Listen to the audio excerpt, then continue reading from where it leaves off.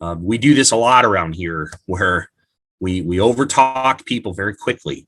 I've seen it already with Thomas Fidone. Like there's this impression that he's going to come in, and I understand he's the number one tight end in the country, but that he's going to come in and he's going to have this, you know, 40 catch season. That's probably not going to happen. And it won't be because he's not a good player. It's because he's got two guys in front of him who are really good enough that Kurt Rafdal left the program. And I don't think Rafdal's bad. And on top of that, that, you know, it's just going to take time to learn all the things you got to learn in this offense. Cause I don't think it's a tricycle offense. I don't think it's so simplistic that guys pick it up right away. I really don't.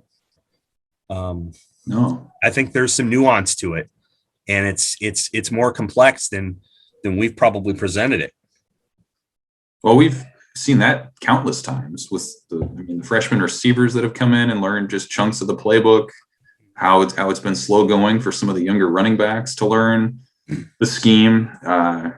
You mentioned Trent Hickson earlier. Greg Austin came out and said Wednesday he felt like he probably was out there a year too early. Right.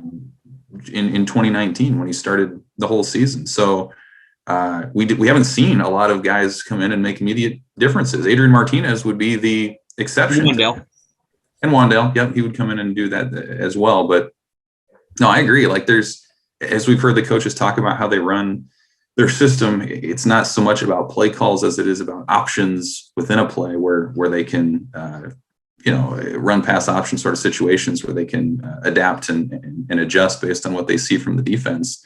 We hear from Mario Verduzco about being a quick blinker and being able to process the next play, especially if you're part of an offense that's snapping the ball every 12 to 15 seconds. I mean, there's a lot of mental work that goes into that just as much as there is physically being able to get back out there and do it again. So I totally agree. It feels like, certainly with Nebraska in the last handful of seasons, there have not been those big impact freshman guys beyond the couple that we just mentioned.